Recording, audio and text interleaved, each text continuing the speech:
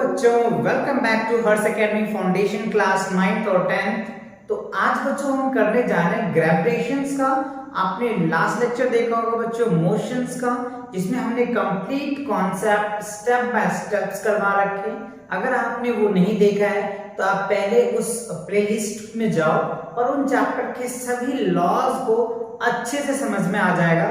जिसके बाद आप क्या करेंगे बच्चों, ग्रेविटेशन चैप्टर के in depth concept step by steps with NCERT के जितने भी क्वेश्चंस है वो भी मैं आपको करवाऊंगा। ठीक है, कई बच्चों को एनसीईआरटी के क्वेश्चन में बहुत प्रॉब्लम्स आते हैं। ठीक है, तो हम उन सभी क्वेश्चनों को कॉन्सेप्ट के साथ साथ उनको आपके साथ एप्लीकेबल करवा करके इन डेप्थ में समझाएंगे बच्चों। ठीक है, तो चलिए स्टार्ट करते हैं ग्रेविटेशन लॉ। तो देखो ग्रेविटेशन होता है क्या, सबसे पहले कि ग्रेविटी होता है क्या। तो आप देखते हैं कि कोई भी ऑब्जेक्ट को अगर आप ऊपर की तरफ फेंकते हैं तो वो क्या होता है, नीचे में आ जाता है, नीचे गिर जाता है। तो आपके माइंड में क्वेश्चन उठता है ऐसा क्यों होता है। तो आपके आंसर्स क्या मिलता होगा, ग्रेविटेशन की वजह से। कोई भी ऑब्जेक्ट क्यों राउंड में घूमता है। सपोज मान लो कि जो अर्थ होता है, अर्थ के चारों ओर मून चक्कर लगाता है। तो आपने ये कभी माइंड में आया नहीं होगा, या आया भी होगा तो उसके आंसर्स क्या आया होगा कि मून जो है क्यों अर्थ के चारों चक्कर लगाता है। तो किससे आंसर्स आपको मिला होगा, किसके वजह से होता है, ग्रेविटेशन की वजह से होता है। या आपके माइंड में ये भी क्वेश्चन आ रहा होगा, शायद अर्थ भी तो घूमते हैं, ये सन के चक्कर लगाते हैं, जिस प्लैनेट जो होते हैं वो भी सन के चक्कर लगाते हैं, तो वो क्यों घूम रहा है। तो आप ये कहते होंगे कि एक्सलेशन ड्यू टू ग्रेविटेशन, मतलब ग्रेविटेशन की वजह से ये सभी ऑब्जेक्ट क्या होता है, घूमता है। ठीक है ना, तो ये है क्या ग्रेविटेशन, है ना, ये ग्रेविटेशन है क्या जो सभी ऑब्जेक्ट को घुमाता है। तो इसी लेक्चर में बच्चों हम ग्रेविटेशन को डेप्थ समझेंगे कि ग्रेविटेशन है क्या, इनके क्या फीचर्स है, क्या इंपॉर्टेंस है। इस लेक्चर में हम समझेंगे इनके बहुत से इंपॉर्टेंट पॉइंट को समझेंगे और इनके फॉर्मूले को ड्राइव करेंगे, इसकी ऐसा यूनिट को ड्राइव करेंगे एंड इस पे जो कॉन्सेप्चुअल क्वेश्चंस है आज हम वो करेंगे इस लेक्चर में। ठीक है, सेकंड लेक्चर जो होगा बच्चों वो कंप्लीटली एनसीईआरटी के बेस्ड क्वेश्चंस होगा, जो ग्रेविटेशन लॉ पे क्वेश्चंस रहेगा। ठीक है, तो चलिए कॉन्सेप्ट लेक्चर को देखते हैं। इनके जो स्टेटमेंट्स है, ग्रेविटेशन लॉ का जो स्टेटमेंट है, अगर आपसे कहता है कि define a universal gravitation law, ठीक है, ऑफ ग्रेविटेशन, तो क्या बताएंगे, उसके लिए ये डेफिनेशंस है, आप इनको एक बार देखें। ओके बच्चों, कह रहा है कि every body in the universe attract every body with the force which is directly proportional to their masses and inversely proportional to the square of distance between them। कह रहे यूनिवर्स में जो भी ऑब्जेक्ट है जिसके पास मास है वो दूसरे ऑब्जेक्ट को अट्रैक्ट करेगा। ठीक है, अगर यूनिवर्स में कोई भी ऑब्जेक्ट है, अगर उनके पास मासेस है तो वो दोनों एक दूसरे को अट्रैक्ट करेगा, राइट। और मासेस जो होगा बच्चों वो डायरेक्टली प्रोपोर्शनल होगा। मासेस क्या होगा, डायरेक्टली प्रोपोर्शनल। ये कह रहा है कि अगर मान लो ये एक ऑब्जेक्ट है, राइट, इसका मासेस m1 हो गया और इसका मासेस m2 हो गया। ठीक है, और इन दोनों के बीच के जो डिस्टेंस है बच्चों वो r है। तो हमें कह रहा है जो फोर्स होता है ना वो डायरेक्टली प्रोपोर्शनल क्या हो गया, m1 का क्या हो गया, मास m1 का हो जाएगा और m2 का, और फोर्स होता है inversely proportional to 1 by r का स्क्वायर का हो जाएगा। इसको पहला लॉ बोल देते हैं, दूसरा बोल देते हैं इसको। और तीसरी जो लॉज होता है बच्चों कि ये जो फोर्स लगता है ना वो सेंटर से सेंटर लगता है। अगर मान लो ये कोई ऑब्जेक्ट है, ये इसकी सेंटर ये हो गया, और ये कोई ऑब्जेक्ट इसकी मास m मान लीजिए और इसकी मास m2, तो इस पे जो फोर्स लगेगा सेंटर से सेंटर, मतलब इस पे जो फोर्स लगेगा बच्चों, ठीक है, ये इसको अगर हम F1 मान ले और इनको F2 मान लेते, ठीक है ना, तो जो F1 पे इस पे जो फोर्स लग रहा है बच्चों वो किसकी वजह से बना, इस मास की वजह से इस पे फोर्स लग रहा है। ठीक है, इस मास की वजह से इस पे फोर्स लगता है और इस मासेस की वजह से इस पे फोर्स लगता है। इन डेप्थ हम समझेंगे कब, जब फॉर्मूले कैलकुलेट करेंगे तब। अब इनके पॉइंट को समझते हैं। ठीक है, तो यही कह रहे हैं कि every body in the universe attract. It means क्या हुआ कि यूनिवर्स में जितने भी ऑब्जेक्ट हैं और उनके पास मासेस है तो वो दूसरे ऑब्जेक्ट को अट्रैक्ट करेगा अपने पास। Okay, so attract every body with a force. तो हर एक बॉडी को वो कुछ फोर्स से, या छोटा हो बड़ा हो, हम आगे देखेंगे कितना बड़ा है नहीं है, हम वो आगे समझेंगे इन बातों को। अभी हम ये समझते हैं कि जो भी ऑब्जेक्ट है वो किसी ऑब्जेक्ट को अट्रैक्ट करेगा विद द फोर्स। फोर्स के साथ कब is directly proportional to their product of their masses, जो अभी हमने पढ़ा है डायरेक्ट मासेस का, and inversely proportional to the square of distance, और इन दोनों के बीच के जो डिस्टेंस है ना उसका इनवर्सली प्रोपोर्शनल है। क्या है? इनवर्सली प्रोपोर्शनल है, जो अभी हमने देखा। ठीक है, चलिए तो ये बातें हैं, अभी फॉर्मूले करेंगे तो उसमें और अच्छे से डिटेल कॉन्सेप्ट को हम क्लियर करेंगे। अभी हम इसको समझ लेते हैं। ठीक है, चलिए अब आगे देखते हैं बच्चों क्या कह रहे हैं। इनके कुछ पॉइंट्स हैं जो आप ऑब्जेक्टिव क्वेश्चन में डायरेक्ट आपसे पूछ लिया जाएगा बच्चों। ठीक है, ऑब्जेक्टिव, और इस बार के एग्जाम में तो आपको ऑब्जेक्टिव क्वेश्चन भी आ रहे हैं, तो वहां पे ये क्वेश्चन डायरेक्ट आपसे पूछा जा सकता है। तो चलिए इन पॉइंट्स को समझते हैं, इंपॉर्टेंस को। पहला है बच्चों gravitation force. Gravitation force is non contract force. Gravitation force कैसा होता है बच्चों? नॉन कॉन्टैक्ट फोर्स होती है, बिना कांटेक्ट किए ही किसी ऑब्जेक्ट पे एक्ट करने लग जाता है।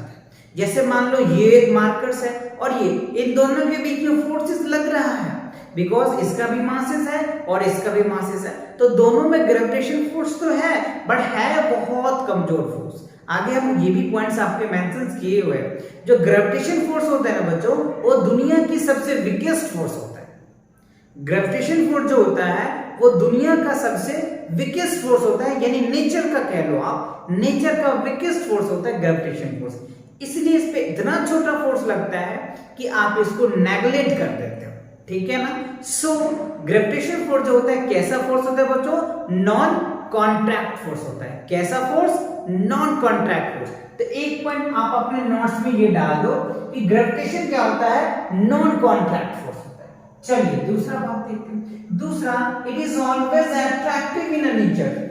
यहां पे क्या होता है? दोनों ऑब्जेक्ट होते हैं एक दूसरे को अट्रैक्ट करता है, लाइक दैट, ऐसे। अगर मान लो ये मासेस m है तो ये फोर्स इसको अट्रैक्ट करेगा अपने पास, और इसके पास मासेस है तो ये फोर्स इसको अट्रैक्ट करेगा। बात समझ में आया?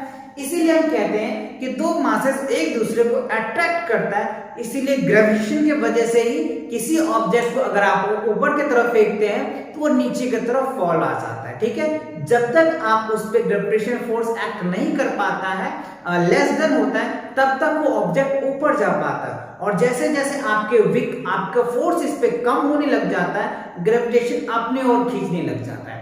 इसी की वजह से न्यूटन सर ने जब एप्पल ट्री के नीचे बैठे हुए थे तो उनके सर के पास ये एप्पल का जो फॉल डाउन हुआ वो यही रीजन रहा होगा। ठीक है ना बच्चों? जब तक ट्री के साथ जो एप्पल्स उसके साथ लगे हुए थे तब तक वो ऊपर हैंगिंग कर रहे थे, राइट? और जैसे उससे ब्रेक हुआ तो ग्रेविटेशन फोर्स ज्यादा हो गया तो वो एप्पल क्या हुआ? फॉल डाउन हो गया ना, जिसकी वजह से आज हम ये ग्रेविटेशन के चैप्टर्स को आपके साथ लाए हैं। ठीक है, चलिए अगला देखते हैं बच्चों क्या कह रहे हैं। It is always attractive in nature. आप चाहे तो ये भी अपने नोट्स में मेंशन कर दीजिए क्या है। ये जो होता है ग्रेविटेशन फोर्स हमेशा अट्रैक्ट करेगा, राइट? अट्रैक्शन करेगा, राइट? क्लियर ना? ओके, चलिए आगे देखते हैं। इट्स डिपेंड्स, ये किस किस पे डिपेंड करता है? तो देखो पहला तो मासेस पे डिपेंड करेगा बच्चों, अभी हमने पढ़ा भी है। इन दोनों का फोर्स क्या होता है? m1 और m2। अगर मान लो m1 को अगर ग्रेड बड़ा कर देंगे, मासेस को अगर बड़ा कर दोगे तो ऑब्वियसली फोर्स भी बड़ा हो जाएगा। अगर हम m2 को भी बड़ा करेंगे तो वो भी फोर्स बड़ा होगा। क्यों बड़ा होगा? आपके माइंड में क्वेश्चन ऐसा क्यों होगा? हम मास बढ़ा रहे हैं, फोर्स थोड़ी बढ़ा रहे हैं, तो मास क्यों बढ़ रहा है? तो आप क्या बोलोगे? ये जो है इन दोनों एक दूसरे से कॉन्ट्रैक्ट है, नॉन कॉन्टैक्ट फोर्स तो है, बट डायरेक्टली जो है इनके मासेस पे डिपेंड करता है फोर्स। अगर मास को इंक्रीज करेंगे तो ऑब्वियसली फोर्स भी इंक्रीज करेगा with help of formula, okay? और मास अगर डिक्रीज कर दोगे तो क्या होगा? फोर्स भी डिक्रीज करेगा। तो आपके माइंड में क्वेश्चन उठ रहा होगा, सर कितना डिक्रीज करेगा और इंक्रीज करेगा तो कितना करेगा? वो सब हम क्वेश्चन में डिस्कस करेंगे बच्चों, ठीक है ना? चलिए आगे देखते हैं। तो देखो कह रहे हैं inverse square law, right? It is always applicable, right? It is always gravitation force is applicable for inverse square law. तो देखो इनवर्स स्क्वायर लॉ क्या होता है बच्चों? इनवर्स स्क्वायर लॉ इसी को हम लोग बोलते हैं कि जो f inversely proportional to distance का होता है ना, डिस्टेंस का, this is known as a inverse square law. क्या होता है? इनवर्स स्क्वायर लॉ बोलते हैं f inversely proportional to 1/r square. r क्या है? Distance between two masses, right? Okay, अब देखो आगे यहाँ पे एक पॉइंट हमने मेंशन किया है, चार्ज, मासेस और मैग्नेटिक फोर्स। इन दोनों के बीच में क्या देखने को मिलेगा?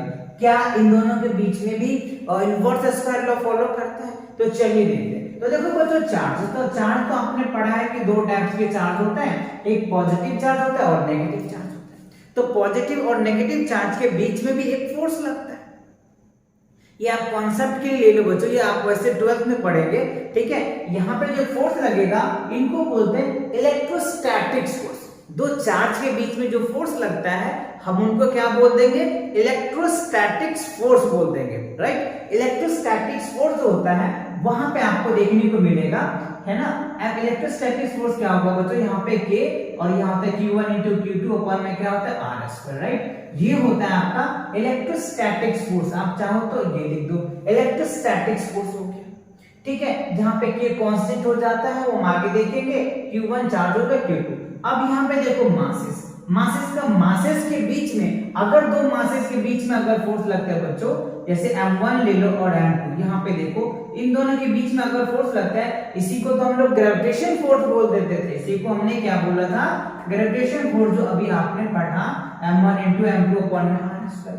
तो देखो यहाँ पे भी इनवर्स लॉ लगा, इसमें भी, और यहाँ पे देखो मैग्नेट फोर्स आता है। तो मैग्नेट पोल पे भी क्या होता है? दो होता है बच्चों, एक नॉर्थ पोल होता है और एक साउथ पोल होता है। इन दोनों के बीच में, दो मैग्नेट के बीच में अगर फोर्स लगता है तो मैग्नेटिक फोर्स बोलेंगे। दो मासेस के बीच में अगर फोर्स लगता है तो ग्रेविटेशन फोर्स बोलेंगे। और दो चार्ज के बीच में फोर्स लगता है तो क्या बोलेंगे? कैन यू से यस? बताइए आप मुझे, क्या हो सकता है? चार्ज के बीच में इलेक्ट्रोस्टैटिक फोर्स बोल देंगे। क्या बोलेंगे बच्चों? इलेक्ट्रोस्टैटिक्स। ये बहुत कॉमन से पॉइंट्स थे, ये स्टैंडर्ड क्लासेस में आप देखने को मिलेगा बच्चों। चलिए आगे देखते क्या है। देखो अगला पॉइंट हमने लिखा है gravitational force is scalar quantities, right? ये आपने बहुत अच्छे से पढ़ रखा होगा, मोशन चैप्टर में मैंने इन डेप्थ में बताया था कि स्केलर क्वांटिटीज क्या होता है, वेक्टर क्वांटिटीज क्या होता है। तो स्केलर समझ में आता है, those quantity which has only magnitude, जिसके पास मैग्नीट्यूड होता है, डायरेक्शन नहीं होता, हम उनको क्या बोलते थे? Scalar quantity, right? तो ग्रेविटेशन के पास क्या होता है? मैग्नीट्यूड्स तो होता है, आगे हम देखेंगे कितना उसकी वैल्यूज होती है, right? 6.67 into 10 to the power -11 होता है, ठीक है? तो मैग्नीट्यूड हुआ, डायरेक्शन नहीं है कि किस डायरेक्शन में जाएगा, नॉर्थ साउथ, ये तो एवरीवेयर होता है, तो डायरेक्शन की कोई बात ही नहीं हुआ बच्चों, है ना? इसीलिए ये क्या होता है? स्केलर क्वांटिटीज होता है। ओके, चलिए नेक्स्ट पॉइंट देखते हैं। It is valid for point masses only, right? It is valid point masses only. तो आपके माइंड में क्वेश्चन उठ रहा होगा, सर ये क्या कह दिया आपने, पॉइंट मासेस कैसे? सन तो इतना बड़ा है तो पॉइंट मासेस कैसे हुआ, है ना? जुपिटर तो इतने बड़े हैं, पॉइंट मासेस क्या हुआ? बच्चों ये इसलिए हमने बोला क्योंकि वो है इतने डिस्टेंस में कि वो हमें पॉइंट की तरह दिखता है ना? इसीलिए हम कह सकते हैं कि it is applicable on a point mass only, क्योंकि है तो बहुत बड़ा बट वो है ही इतने फार डिस्टेंस में कि वो एक पॉइंट मास की तरह हमें दिखता है। सो यू कैन से या आई कैन से कि it is always act on a point mass only, right? ये हेवनली बॉडीज के लिए होता है बच्चों, बहुत बड़े बड़े बॉडीज के लिए होता है, और वो इतने ही डिस्टेंस पे होते हैं ना कि हम उसको पॉइंट कंसीडर कर लेते हैं। Okay, so next, it is a central force. ये क्या होता है बच्चों? ग्रेविटेशनल फोर्स को आप सेंट्रल फोर्स भी कह सकते हैं। कैसे? क्योंकि ये सेंटर से सेंटर ही कांटेक्ट लगता है बच्चों। जैसे ये इसके सेंटर हो गया, ये सेंटर हो गया, तो सेंटर से सेंटर ही फोर्स लगेगा। जब भी लगेगा ये सेंट्रल से एक्ट होगा बच्चों, ठीक है? चलिए उसके बाद क्या है? It is a conservative force. Conservative force मतलब क्या होगा? It's not depend upon any path. ये किसी पाथ पे डिपेंड नहीं करेगा। ट्रेन में बैठा लो, रेलगाड़ी में बैठा लो, एरोप्लेन में, किसी में बैठा लो, कोई रास्ता पे डिपेंड नहीं करेगा। एवरीवेयर, हर एक जगह सेम होगा। सो एक पॉइंट ये भी बन सकता है कि it is independent upon medium. ये किसी मीडियम में रख दो, किसी पाथ पे रख दो, किसी वे पे रख दो, कहीं भी रख दो, ग्रेविटेशन कभी भी नहीं बदलेगा बच्चों। ग्रेविटेशन हर एक जगह सेम होगा, यूनिवर्सल जी, राइट, स्मॉल जी नहीं, यूनिवर्सल जी कभी भी चेंज नहीं होगा। सो यू कैन से कि ग्रेविटेशन फोर्स जो होता है कंजर्वेटिव फोर्स होता है, it's not depend upon any path, ये किसी पाथ पे डिपेंड नहीं करता। ठीक है, चलिए अगला पॉइंट देखते हैं क्या लिखा हमने कि ये है बच्चों, it is weakest force in the nature, right. मैं ये जिक्र किया भी था आपके साथ कि ये जो होता है ग्रेविटेशन फोर्स जो होता है ये नेचर का सबसे कमजोर फोर्स होता है, बहुत कमजोर फोर्स होता है बच्चों, राइट। और it is independent upon medium, और ये फोर्सेस होते हैं बच्चों मीडियम पे डिपेंड नहीं करता है। ये क्या होता है, किसी भी मीडियम पे डिपेंड नहीं करता है, या डेंसर मीडियम रख लो, या रेयर मीडियम रख लो, या ग्लास, कार्बन, कोयल, कुछ भी मीडियम ले लो, हर एक जगह ये क्या होगा बच्चों, ग्रेविटेशन सेम होगा, राइट। तो ये सारे पॉइंट्स आपको अच्छे से क्लियर हो गया होगा। चलिए या तो आप इनको स्क्रीनशॉट ले लो, इसके बाद हम फॉर्मूले को ड्राइव करेंगे, इसका फॉर्मूला क्या है। ठीक है, आपने फॉर्मूले तो बहुत कहे, फॉर्मूला क्या होता है वो तो बताइए। तो चलिए आप इसको नोट कीजिए, फिर हम इसके फॉर्मूले को बताएंगे। चलिए करते रफ, ओके।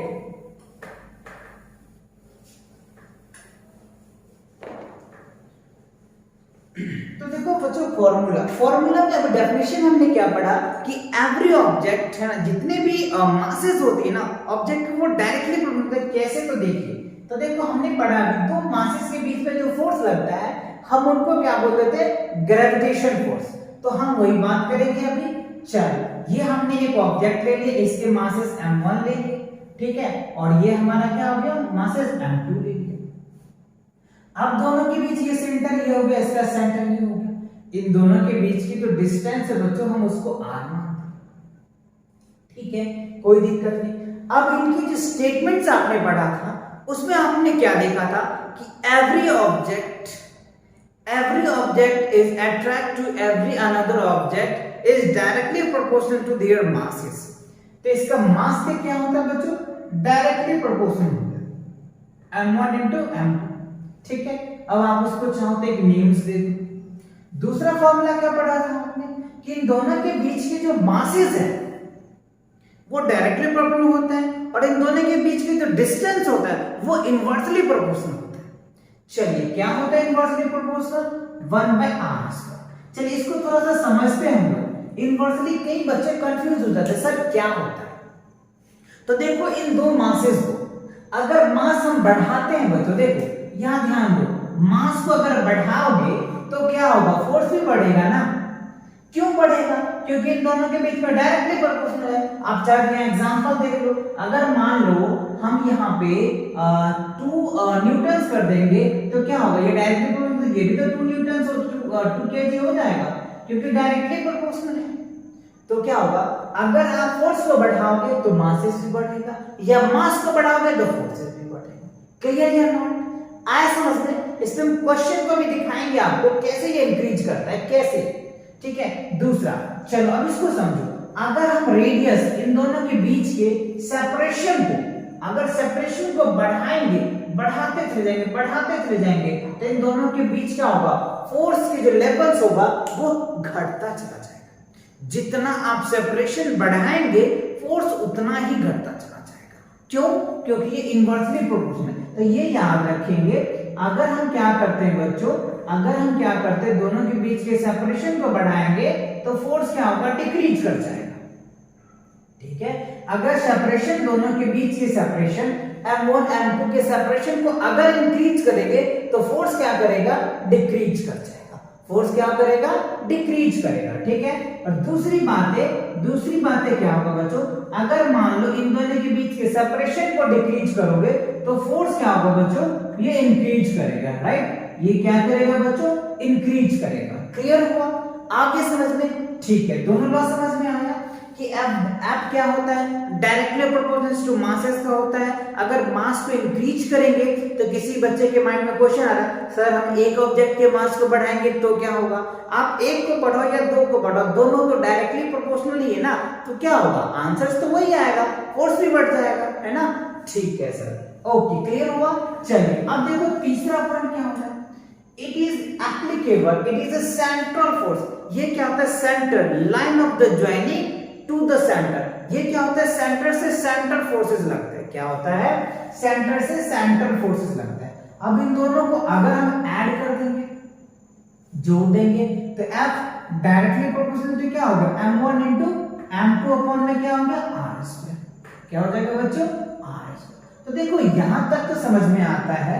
अब ये प्रोपोर्शनलिटी साइन को कैसे रिमूव करेंगे? तो इसके लिए कई साइंटिस्ट ने कई माइंड्स लगाए, बट फाइनली जाकर के हेनरी कैवेंडिश नामक साइंटिस्ट आए, जिन्होंने एक जी की वैल्यू कैलकुलेट करके लाया, राइट? जो वैल्यू आज हम पढ़ेंगे और जो समझते भी हैं कि हर एक जगह यूनिवर्स में कांस्टेंट होता है, राइट? तो उनका एक वैल्यू जिक्र किया हेनरी कैवेंडिश ने, जिसकी वैल्यू क्या होता है उसको समझते हैं। तो डेल्टा कौन टाइम पे जी आ जाता है और m1 into m2 अपॉन में क्या हो गया? r square, right? ये हमारा क्या होता है बच्चों? ग्रेविटेशन लॉ की जो है वो फॉर्मूला होता है। और ये जो जी है वो यूनिवर्सल कांस्टेंट होता है बच्चों। जी को क्या बोलेंगे? यूनिवर्सल ग्रेविटेशनल कांस्टेंट बोलते हैं। क्या बोलते हैं? यूनिवर्सल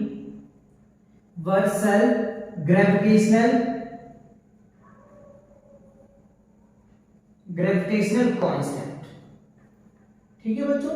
इस जी को कहीं भी लेके चले जाओ, कहीं भी लेके चले जाओ, अर्थ पे लेके जाओ, मून पे लेके जाओ, जुपिटर पे लेके जाओ, सन पे लेके जाओ, कहीं भी स्टेन पे लेके जाओ, प्लूटो पे लेके जाओ, कहीं भी लेके जाओ, जी की वैल्यू कभी भी चेंज नहीं करेगा। ठीक है? जी की वैल्यू कभी भी चेंज नहीं करेगा। क्यों नहीं करेगा सर? क्योंकि it is independent upon a medium. मैंने आपको पहले भी बताया था इसके पॉइंट्स में कि जी की वैल्यू मीडियम पे डिपेंड्स नहीं करता, कहीं भी लेकर के जाओ, है ना? तो आपसे एक माइंड में क्वेश्चन आ रहा होगा कि सर ग्रेविटेशन होता किस किस में? तो ये आप गांठ बांध लो बच्चों कि जिस ऑब्जेक्ट में मास होगा उसमें पक्का 100% है कि उसमें ग्रेविटेशन होगा ही होगा, राइट? जिसमें भी मासेस है, ठीक है, होगा, बहुत कम होगा। आप चाहे तो उसको नेग्लेक्ट कर सकते हो। तो आपके माइंड में आ रहा होगा सर इसमें भी मासेस है और इसमें भी मासेस है, तो ये दोनों क्यों नहीं अट्रैक्शन होता है? बच्चों इस दोनों के बीच में इतने कम मासेस है, अभी हम दिखाएंगे भी आपको कि क्यों नहीं ये अट्रैक्शन करता है। ठीक है ना? हम अभी आपको दिखाएंगे कि क्यों ये दो ऑब्जेक्ट अट्रैक्शन नहीं करता है, राइट? चलिए आगे आप देखते चलिए, वीडियो को कंप्लीट देखो, जिससे कि आपको अच्छे से और अच्छे से समझ में आ जाएगा। ठीक है? चलिए, तो ये क्लियर हुआ। अब इसका जी की वैल्यू होता है, अगर वैल्यू आप अच्छे से याद कर लेंगे तो आपकी जो कैलकुलेशन है वो थोड़ी फास्ट हो पाएगा, राइट? और कुछ नहीं है बच्चों। ठीक है? देख लो, जी की जो वैल्यू होती है वो 6.67 into 10 to the power -11 newton metre square per KG square. ठीक है ना? ये वैल्यूज होता है। आप चाहे तो इसको अच्छे से याद कर ले, जिससे आप कैलकुलेशन करेंगे तो आपको आसानी से आप इनको इवैल्यूएट कर पाएंगे, क्वेश्चन में अच्छे से अप्लाई कर पाएंगे। ठीक है ना? तो ये फॉर्मूला जरूर याद कर ले, वैल्यू याद कर ले। ठीक है ना? चलिए ओके, अब देखो बच्चों, इसमें कभी कभी इसके यूनिट पूछ लेते हैं, राइट? तो ये फॉर्मूला याद हो गया, आप चाहे तो इस फॉर्मूले को अच्छे से नोट कर लो। ठीक है? अब हम इसके यूनिट फाइंड आउट करके देखते हैं, राइट? ये हमें यूनिट कभी कभी पूछ लिया जाता है क्वेश्चन में कि define the unit of gravitational universal gravitational constant. Okay, चलो तो इसको नोट करना चाहो तो आप नोट कर लो बच्चों, या स्क्रीनशॉट ले लो जिससे कि मैं इसको रफ कर पाऊं। ओके, चलो देखते हैं आपकी इसकी यूनिट कैसे निकालेंगे। तो देखो SI unit of gravitation, right? SI unit of G के कैसे यूनिट निकालेंगे? तो अभी हमने जी का पढ़ा बच्चों, जी इक्वल्स टू क्या पढ़े?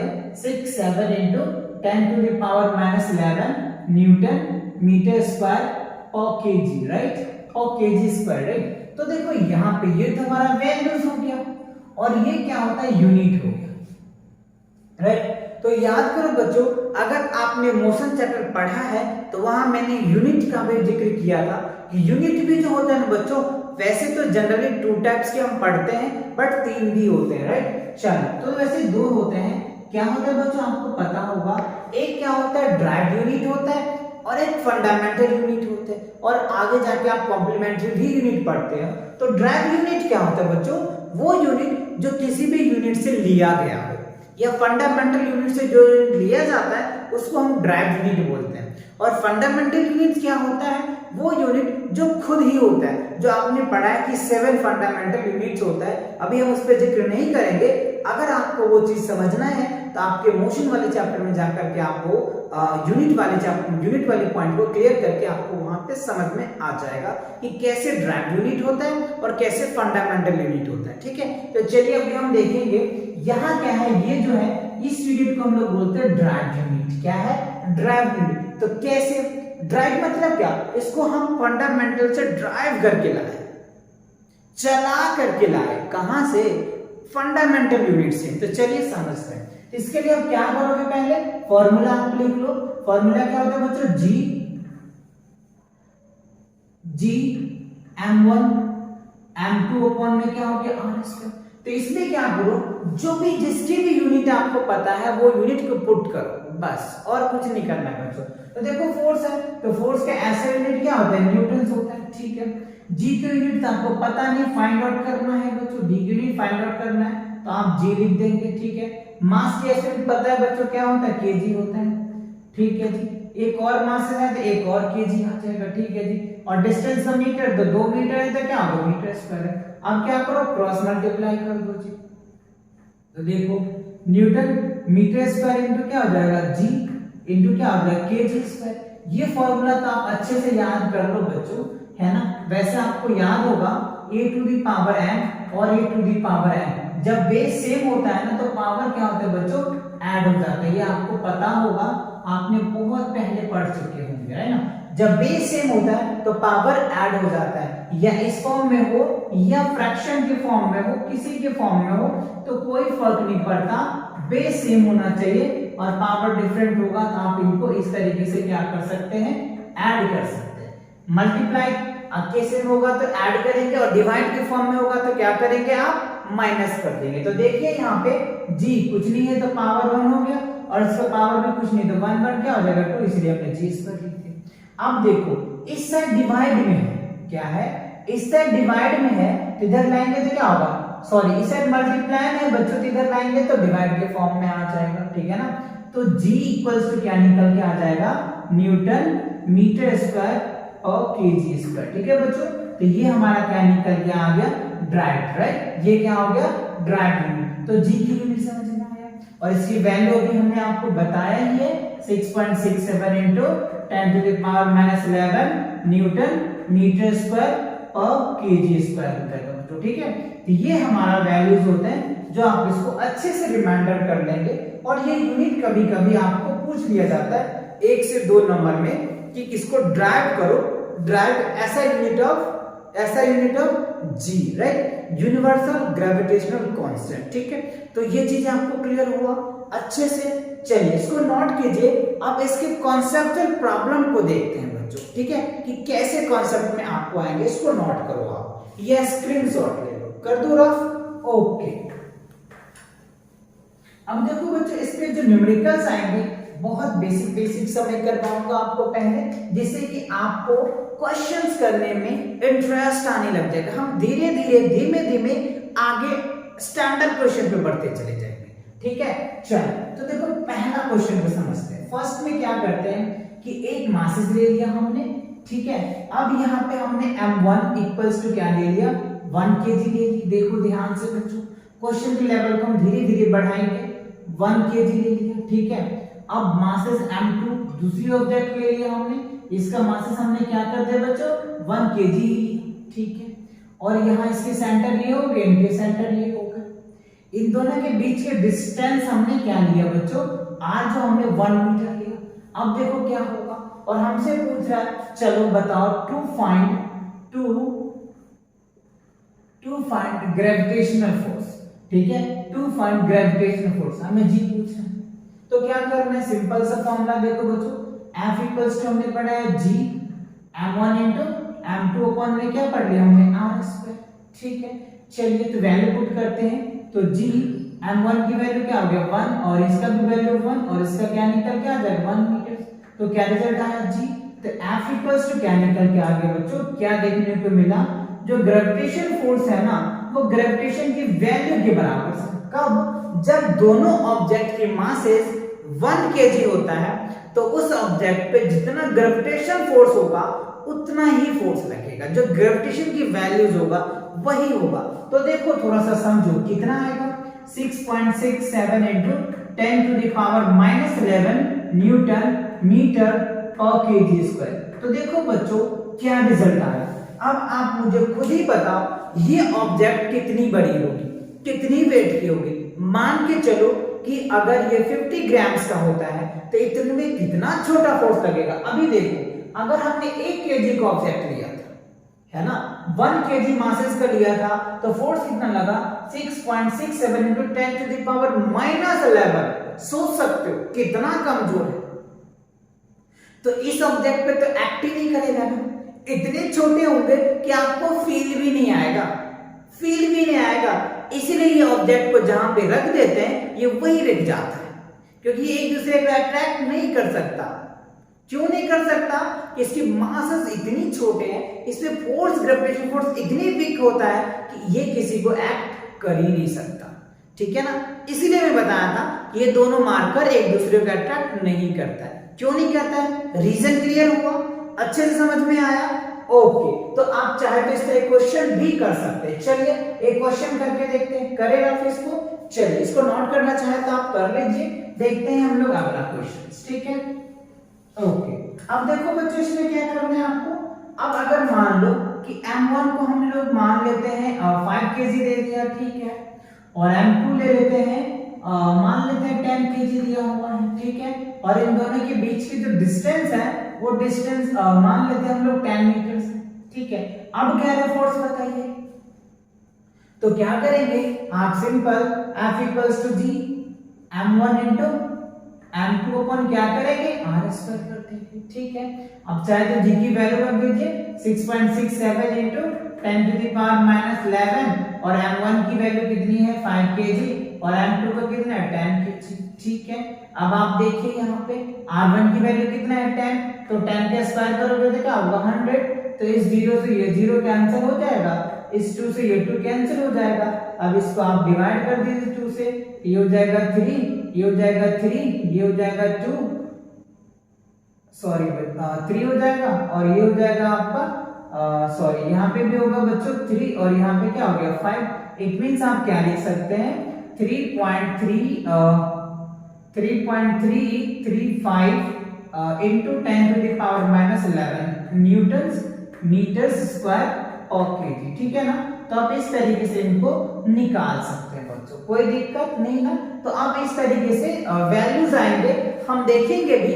इसके बाद जो लेक्चर्स आएगा बच्चों वो एनसीईआरटी की क्वेश्चन बेस्ड होगा, इसी के कॉन्सेप्ट पे जितने भी क्वेश्चंस एनसीईआरटी के आपके बुक्स में बनते होंगे वो सारे क्वेश्चन मैं आपको करवाऊंगा सेकेंड लेक्चर में, ठीक है। आज इनके कॉन्सेप्ट को आपको अच्छे से समझा देंगे, जिससे आप खुद भी आप ये लेक्चर देख करके जाएंगे तो आप एनसीईआरटी क्वेश्चन को अच्छे से लगा पाएंगे, ठीक है। चलिए आगे के कॉन्सेप्ट को देखते हैं बच्चों, राइट, कर दे इसको रफ।